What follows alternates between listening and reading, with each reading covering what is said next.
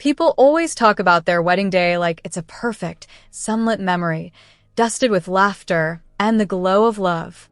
I guess I wanted that, too. In my mind, I always pictured waking up to my mother's gentle hands fussing over my hair, my father grumbling affectionately about how grown-up I looked, and my little brother Adam making jokes to calm my nerves. Instead, on the morning of my wedding, I woke up in a house that felt more empty than ever. The day started early, the way all big days seem to do, with sunlight spilling through the lacy curtains of my old bedroom in Charleston, South Carolina. I could smell the gardenias and roses, my mother's favorites, coming from the arrangements that filled every corner of the house. For a moment, I lay there with my eyes closed, imagining how the morning would unfold. The rush, the laughter, my family bustling around me as we got ready. That's how it should have been. But as I listened, the house was quiet. Unnaturally quiet. I slipped on my robe and padded down the hallway, expecting to find my parents in the kitchen, maybe even my brother Adam, already sneaking cookies from the breakfast spread. But there was nothing. No clatter of dishes, no whisper of conversation, not even the sound of the old radio my dad loved to keep on in the mornings. The kitchen, when I reached it, was immaculate, far too tidy for a day like this. There was only one thing on the table, a single white envelope with my name written on it in my mother's familiar, looping script. My stomach twisted. I picked up the envelope, noticing how cold the marble countertop felt against my skin. For a second, I wondered if this was some elaborate wedding day tradition, maybe a heartfelt letter, some words of wisdom to start my new life. But as I slid open the envelope and slid out the note, I realized how wrong I was. The letter was brief. It said, "Let's see how you face the guests when we won't be appearing at your wedding." That was it. No warm wishes, no motherly advice, not even a signature.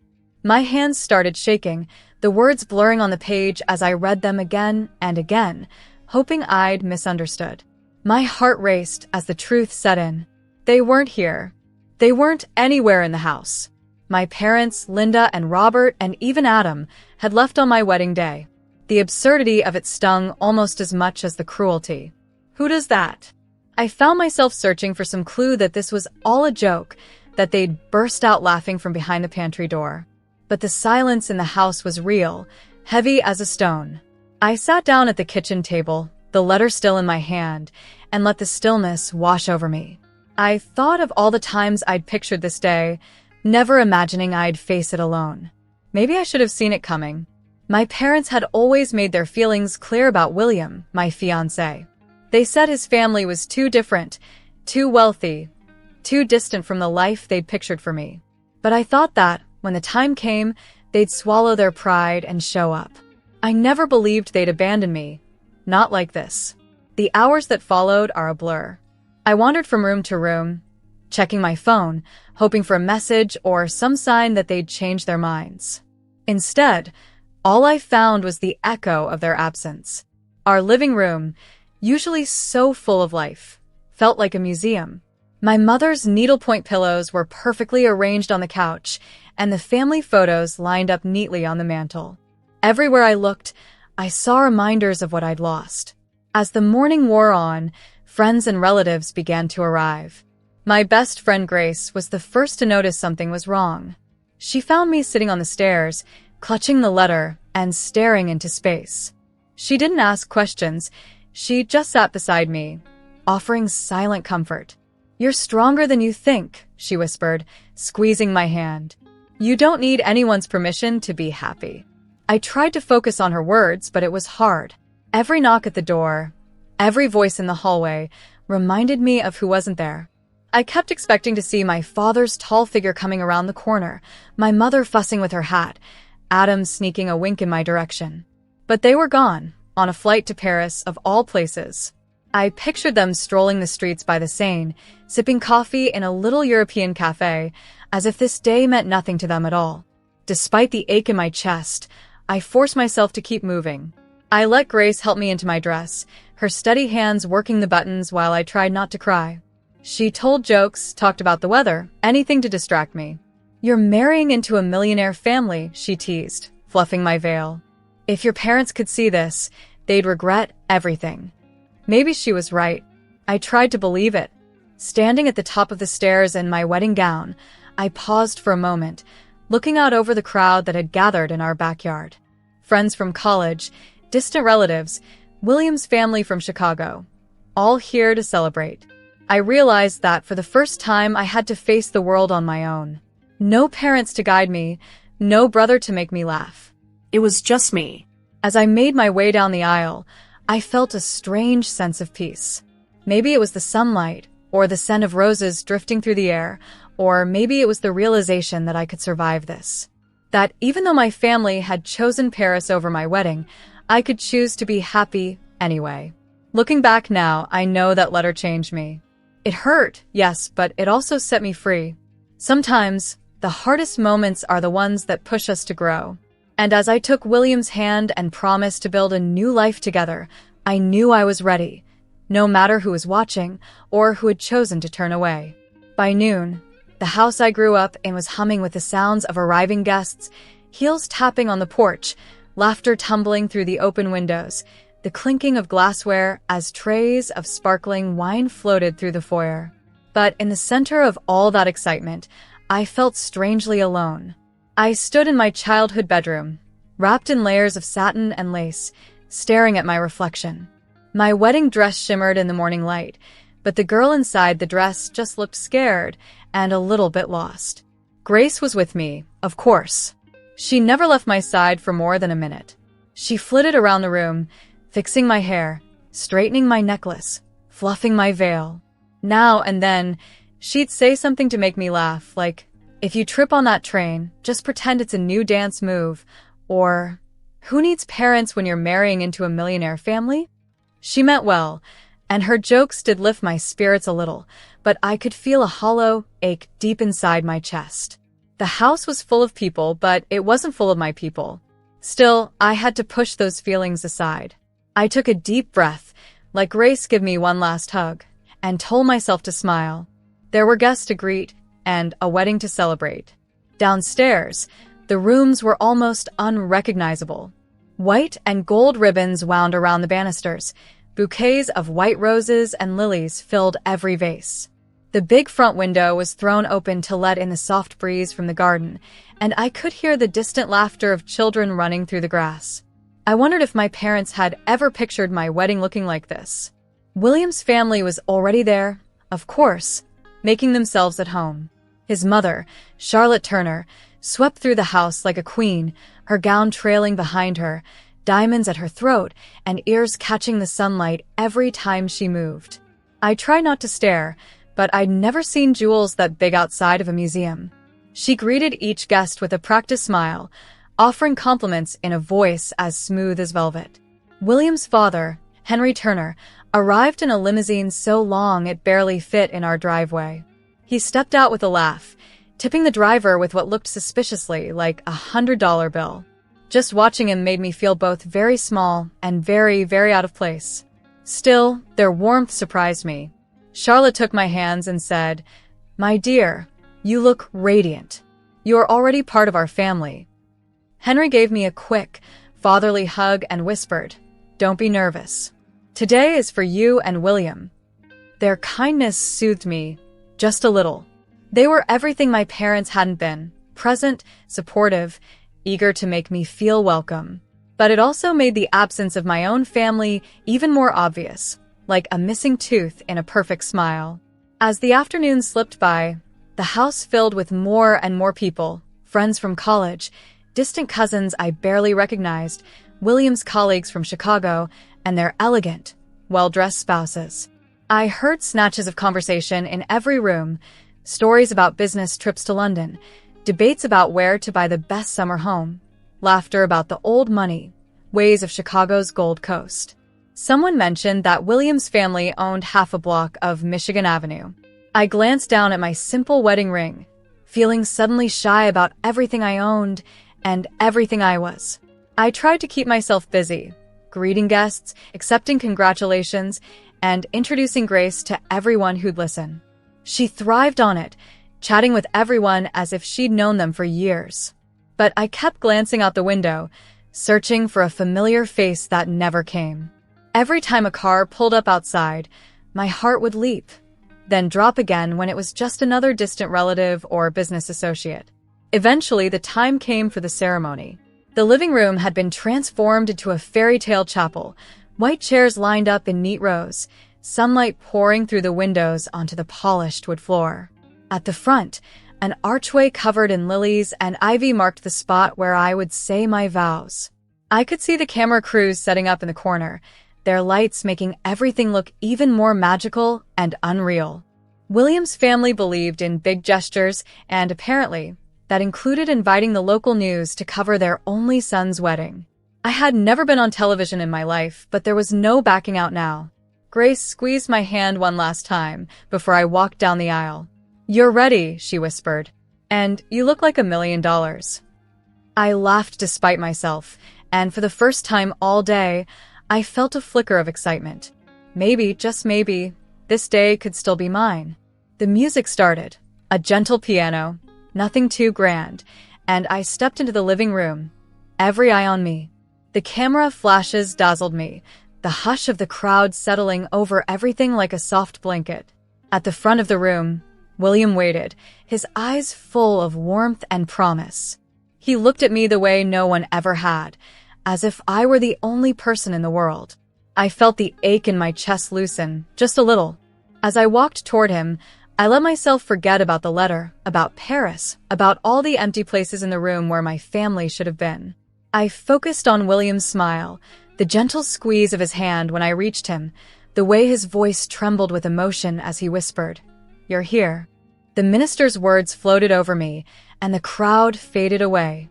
When it came time to say, "I do," my voice was steady, my heart clear. The cameras rolled, the guests held their breath, and somewhere across the ocean, maybe in a Parisian cafe, I hoped my parents were watching. Maybe they'd see the daughter they left behind, stronger, braver, and happier than they expected. The applause at the end of the ceremony felt like thunder. William kissed me, and for a moment, all the loneliness vanished. I was surrounded by people who cared, even if they weren't the ones I'd always dreamed of. The news crew caught every moment. Our first dance, the laughter, the way Charlotte and Henry embraced me like their own daughter. The world saw me step into a new life, even as I quietly closed the door on my old one. That night, after the music faded and the guests went home, I stood alone in the garden under a blanket of stars. I let myself feel everything, the pain, the joy, the strange sense of freedom. I didn't know what tomorrow would bring, but as I watched the moon rise over my new family, I knew I was ready for it. After the last dance, after the final round of applause, after the champagne had lost its bubbles and the sun had sunk below the trees, I finally stepped away from the blur of celebration. My new husband, William, was still outside with his parents, laughing with his father about something that had happened during the toasts. Grace was helping the last of the guests find their coats, her voice warm and cheerful as always. For the first time all day, I found myself alone, the wedding whirlwind fading to a soft hum in the background. I slipped quietly upstairs, into the silence of my old bedroom. The room hadn't changed. Same soft pink wallpaper, same bookshelf crowded with paperbacks, the same little lamp casting a golden pool of light onto the bedspread. It felt strange to be back in that childhood space now, after all the vows and promises of the day. My dress was a little wrinkled, my feet ached, but for a moment I just sat on the bed and listened to my breath. Only then did I remember my phone, forgotten in all the chaos. When I picked it up, it buzzed so hard in my hand I almost dropped it. I stared at the screen, blinking in disbelief. 420 missed calls. The number didn't even look real, just a jumble of digits too big to mean anything. But there it was, missed call after missed call, one after the other, all from my parents and Adam. Along with the calls, there were voicemails, text messages, and even a handful of frantic emails, their subjects screaming at me in all caps. "Where are you? Call US now. Are you okay? Answer your phone." For a long moment, I just sat there and stared. It felt like the past was trying to claw its way back into my life, right through the glowing screen. I scrolled through the notifications, watching them pile up like a digital avalanche. There was something almost funny about it. A family that couldn't show up for my wedding could certainly show up on my phone, over and over and over again. Curiosity got the better of me. I opened the first voicemail, bracing myself for what I might hear. My mother's voice came through, brittle and sharp. "You need to call us back right now. We saw the wedding on television, no less. How could you not tell us it would be like this?" Another message followed, this one from my father, his tone rougher. "This isn't funny, you know. Why are you ignoring us? Are you going to throw away your family like this?" Message after message played, some angry, some frantic, a few trailing off into silence. Then I heard Adam's voice, softer than I remembered. "Hey, sis. I just saw you on TV. You looked amazing. I thought it would just be a boring wedding, but you looked like a movie star." For a second, I almost laughed. Trust Adam to see past all the drama and notice the important things. It was surreal to think of my parents and brother sitting in a hotel room in Paris, flipping channels and stumbling across my wedding. I pictured my mother's eyes widening as she recognized my dress, my father leaning forward in disbelief, and Adam grinning with pride. They hadn't believed me when I said William's family was kind of a big deal. They thought I was exaggerating, or worse, just trying to impress them. Now, seeing it all on television, the Turner name, the sparkling guests, the live broadcast from the Gold Coast of Chicago, they finally understood just how much they had missed. But as I listened to message after message, my feelings didn't soften. Instead, I felt something inside me crystallize, hard and clear. All my life, I'd tried to win their approval. I'd changed my clothes, changed my words, even tried to change my dreams just to fit the picture they painted for me. But in the end, it hadn't mattered. When it was my turn to be celebrated, they chose Paris instead. Now, they were trying to claw their way back into my story, but I didn't owe them an explanation. I put the phone down, letting the last message play itself out. It was Adam again, his voice quiet. "Just call me, okay? I miss you." I closed my eyes and let the words wash over me. For a moment, I thought about picking up the phone and calling him back, just to hear his voice and tell him that I was okay, that I missed him too. But something held me back. It wasn't anger, exactly, not anymore. It was more like a sense of freedom. For the first time, I realized I didn't need their approval to be happy. I didn't need to explain myself or beg for their forgiveness. My life was mine now, not theirs to judge or control. The truth was, my wedding had shown me what real family looked like. William's parents had welcomed me with open arms, their kindness genuine and unconditional. Grace had stood by me through every moment, lifting me when I was falling apart. Even the guests, most of whom I barely knew, had cheered and celebrated me in ways my parents never had. I thought back to the moment when I walked down the aisle, the cameras flashing, the music swelling around me. I hadn't felt alone then. I felt seen, valued, and most importantly, loved. Maybe that was all I needed. The rest of the night, I kept my phone face down on the dresser. Every few minutes, it buzzed again, another call, another message, another voice from the past. But I ignored them all. I let myself drift out into the backyard, where William found me standing under the stars, barefoot on the grass. He put his arms around me and rested his chin on my shoulder. "Are you okay?" he asked softly. I nodded, the answer simple and true. "I am," I said. "I am." Later, as we drove away from the house, my house, now our house, I felt lighter than I had in years. The road ahead was open, the city lights glittering in the distance. I didn't know what would happen next, or if my family would ever understand my choices. But I knew one thing for certain. I wasn't going back. I had found my place, my voice, my life. And for the first time, that was enough. 3 years can pass in the blink of an eye, or they can stretch out endlessly, depending on where you find yourself standing.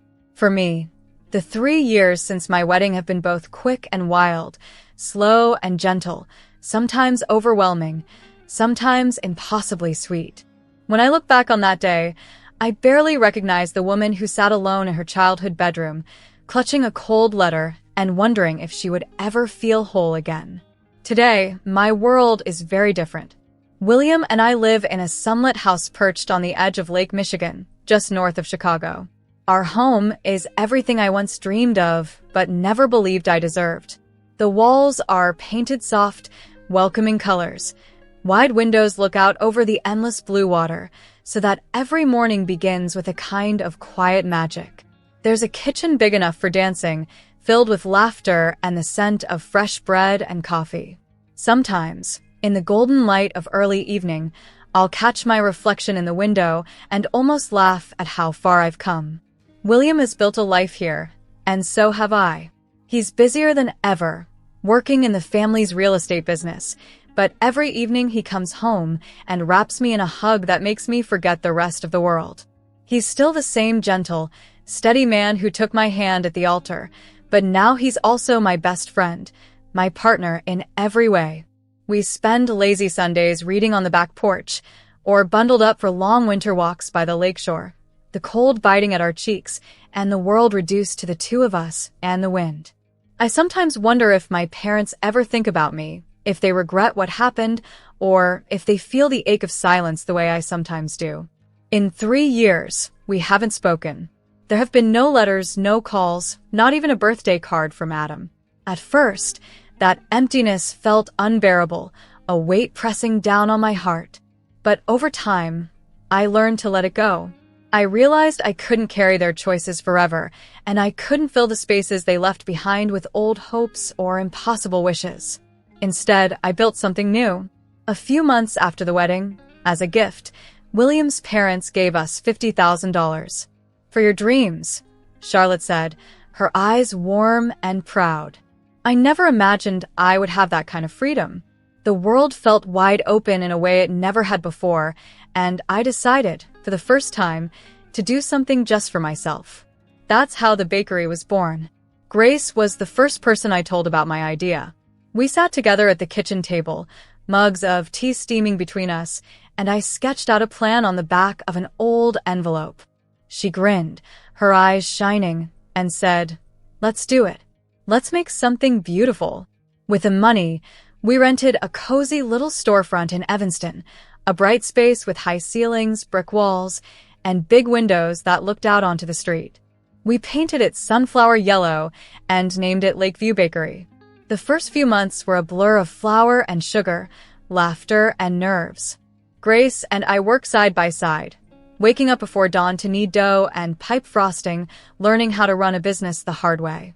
There were long days and sleepless nights, burned batches and missed orders, but somehow we kept going.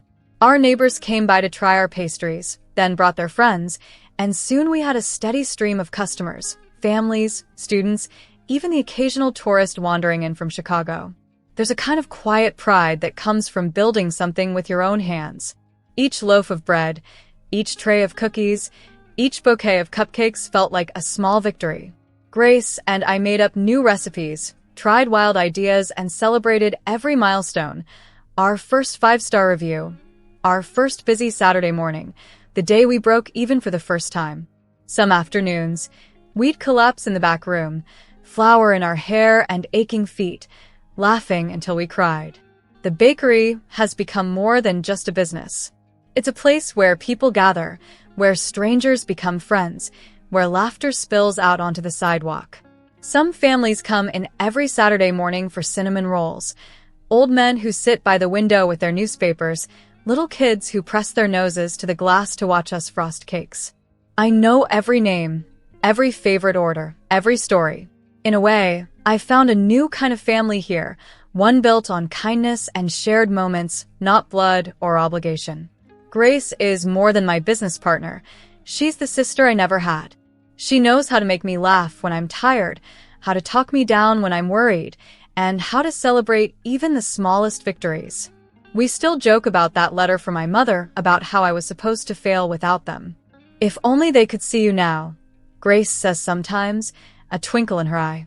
I just smile and shake my head. If they could see me now, maybe they'd understand, or maybe they wouldn't. Either way, it doesn't matter anymore. There are days, of course, when the past catches up with me. A birthday, a holiday, a song on the radio that reminds me of home. Sometimes, in the quiet of the evening, I find myself wondering what my parents are doing, if Adam ever tells people he has a sister in America. But those moments are rare now, and they don't hurt the way they used to. Time has a way of softening even the sharpest edges, and I've filled the spaces in my life with love, with purpose, with new beginnings. I tell this story not because I'm bitter, but because I want you to know that healing is possible. That even the deepest wounds can mend with time, with patience, with a little bit of faith. You don't need everyone's approval to live a good life. Sometimes, the family you choose is even better than the family you're born into. So if you ever find yourself holding a letter that feels like an ending, remember that it might just be the start of something beautiful. Sometimes, your best chapter is the one you never saw coming.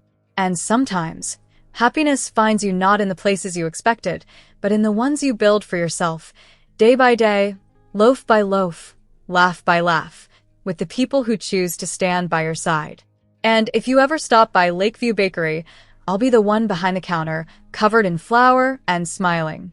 I'll hand you a warm loaf of bread and wish you well, because, in the end, every story deserves a sweet beginning.